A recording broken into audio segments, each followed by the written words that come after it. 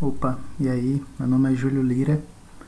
Normalmente eu escrevo artigos e aí eu resolvi escrever vídeo nesse tempo de quarentena para ajudar o pessoal que tem seus próprios blogs, seus próprios sites, seu próprio portal e tal. Ele mesmo trabalha e tudo mais. E ajudar esse pessoal a cuidar da sua própria segurança na área de segurança da informação nesse meio desse caos, né, que está acontecendo. Uma série de ataques e tudo mais, uma série de gente querendo ganhar dinheiro e passar por cima das outras pessoas. E aí eu resolvi postar esse tipo de vídeo que eu acho mais didático, inclusive, do que os artigos escritos, que muitas vezes não tem como dar dicas de momento e coisas do tipo que vem acontecendo, e coisas que você pensa só no momento que você está escrevendo, que pô, dá um negócio, e você pensa nisso e fala. E aí eu venho dar dicas nisso. O NIST é um portal onde que ele mantém vulnerabilidades comuns, ele explica e tudo mais, detalha e fala dos escopos, é um padrão aí. E aí nós vamos falar da CVE 2020 11530. E aí nós vamos detalhar um pouco sobre ela e falar, explorá-la e tentar uma forma de solucionar esses problemas que vem ocasionando com ela. Então ela foi publicada no dia 5 desse mês, é uma vulnerabilidade bem recente, já faz uns 9 dias aí. E aí ela se trata de um SQL Injection, né? Ela é uma vulnerabilidade crítica, né? 9.8, então aí falta 2 para ela é bem crítica mesmo. Ela é fácil de ser explorada e tudo mais. E os atingidos com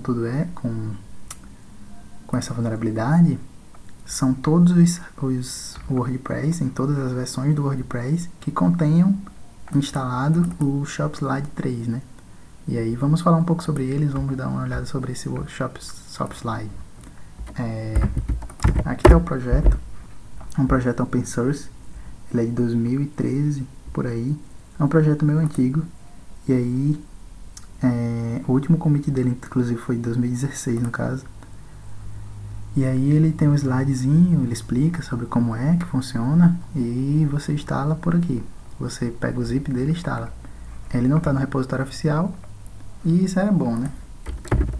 Temos inclusive aqui eu esqueci de falar, temos o ExploitDB, que é um banco de dados, um padrão aliás, que é para colocar exploits, docs, banco de dados e shells. E aí a gente sobe aqui e temos um bot que ele fica sincronizando com esse ExploitDB e ele fica mandando lá pro Telegram. E eu recebi um Telegram, uma mensagem ontem, antes de ontem aliás. E eu resolvi gravar um vídeo falando sobre ele, que era uma vulnerabilidade bem grave que muitos sites usam e que é difícil de solução. Ele não é tão fácil solucionar esse problema, identificar inclusive que está sendo atacado. Então vamos lá, vamos deixar a conversa e cuidar daqui. Eu subi uma instância no localhost, que é um Docker que eu subi, né? Só pra dar uma olhada no... Ih, rapaz!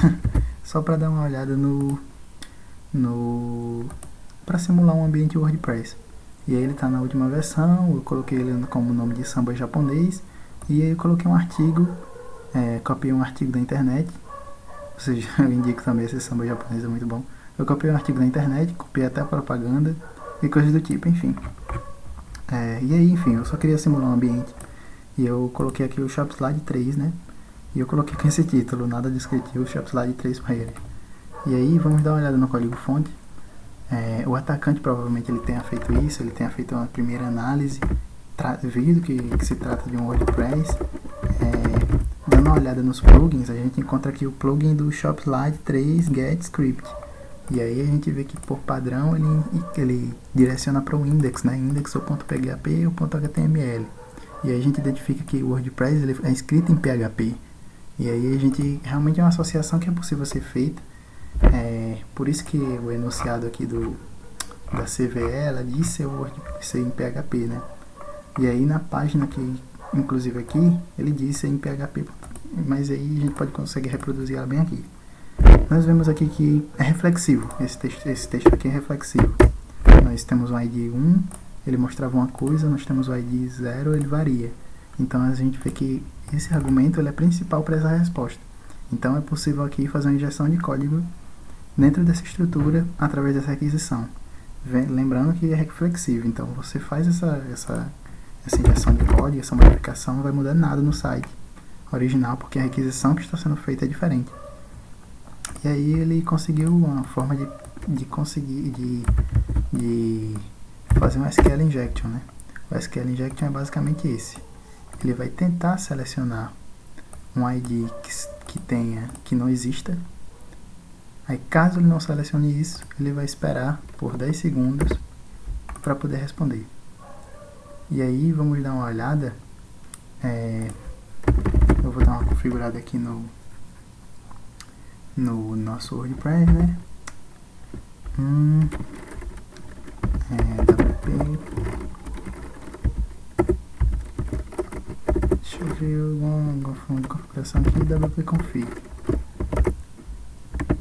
Não, no caso WP login, né? Vamos fazer login aqui e tal, já tá logado.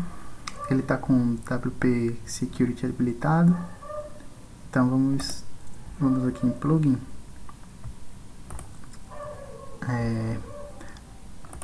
E vamos desabilitar o nosso AWIMON plugin WP. Vamos rodar aqui e aí a gente já tem a resposta. Que é, ele estava com cache salvo, né? Ele terminava não carregando 10 segundos. Mas aí a resposta é justamente essa. Ele demora a carregar 10 segundos justamente porque ele não encontra o ID. Ele vai tentar encontrar o ID e não encontra. Então se colocarmos o ID 1, por exemplo, ele vai carregar como estava carregando antes, ignorando essa outra seção. Então se colocarmos a IND aqui, com instrução SQL, ele também vai conseguir executar. Ele vai executar os dois, na verdade. E ele vai esperar 10 segundos. E aí envolve outros tipos de código SQL. Nós podemos realmente ter uma interação muito grande, load files, coisas que a gente pode ler arquivos, DTC, PageWD e tudo mais. Então, dependendo do cenário, esse tipo de ataque pode se tornar totalmente caótico. Então, já identificamos nossa vulnerabilidade, vamos dar uma olhada em como atacar ele uma ferramenta mais bem elaborada, né? Que é o SQL Map. O SQL Map é uma ferramenta adequada para isso. E aí vamos dar uma olhada nisso. Eu coloquei aqui SQL Map passando o U. Quem não conhece pode dar uma pesquisada depois, uma olhada. Dump, vai pedir a senha, vai colocar um nível e o risco bem alto. E aí eu não vou colocar um random agent para não variar o user agent. Depois vamos falar sobre isso ainda nesse vídeo. E aí vamos continuar seguindo o nosso ataque. Ele vai continuar, ele vai começar a fazer os seus dumps. E esse dump ele vai fazer base em comparação e tudo mais. Você pode dar uma olhada nos logs. Vamos dar uma... Deixa eu ver... Então, eu fechei outro terminal. Eu não quero que vocês olhem o nome do grupo de usuário, nem coisa do tipo, né? Enfim, o Zink envolve tudo isso. E aí, enfim, é possível dar uma olhada nos logs. E os logs, eles realmente recebem essas requisições. São várias requisições. E ele faz isso tudo através de comparação. É muito interessante que você dê uma olhada. Eu posso mandar depois os meus. E tudo mais. E aí eu testei o WordFence. Eu configurei o WordFence e ele ainda não bloqueou as requisições que estavam sendo realizadas aqui no dump. Eu testei o Defender, que é um Web Application File, também por plugin. Ele também não funcionou, não conseguiu bloquear. E enfim eu testei o AWIMON e ele conseguiu bloquear. Vamos ativar ele aqui e vamos dar uma configurada em Firewall e dar uma configurada. E aqui habilitei, vejam que nada aconteceu, porque a configuração aqui do Firewall não estava habilitada para fazer um blacklist. Ele não estava habilitada de acordo com o portal deles, né, do Perishable Price. E aí vamos habilitar isso daqui. Vamos fazer aqui os dois. A gente vê, ó. Vamos dar um Ctrl C já.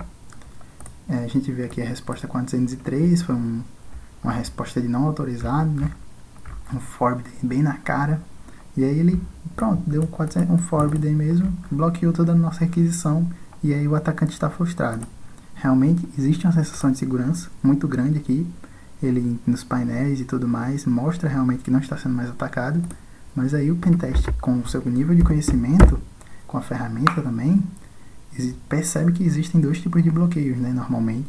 Existe o bloqueio que você vai por cookie, no caso 3, por cookie, enfim, por cabeçalho, por seção. Pode ser um bloqueio por user agent e por bloqueio por IP. Então isso daí varia de acordo com o nível de dificuldade também. E aí o user agent ele é um padrão, parâmetro do HTTP, né? Você pode dar uma estudada nesse protocolo também e dar uma olhada. E aí o random agent ele vai variar o nosso user agent aqui. O user agent que ele envia normal, infelizmente eu acho que eu vou ter que mostrar. O user agent que ele envia normalmente é do próprio SQLMap, justamente para facilitar nos logs, facilitar na análise. E aí nós vemos de cara a nossa modificação do user agent, o firewall atestando aqui como positivo, seguro, não está realmente sofrendo nenhum tipo de ataque, está funcionando perfeitamente. E aí a gente vê, enquanto está acontecendo esse falso positivo, essa falsa segurança, essa falsa sensação de segurança, nós temos um dump aqui, os melhores sambistas, enfim. São coisas que eu coloquei aqui no WordPress e ele está fazendo dump de tudo que possui aí, né? Ele está armazenando inclusive na minha home. Vamos dar uma olhada aqui. Vamos dar uma olhada aqui nele. Eita.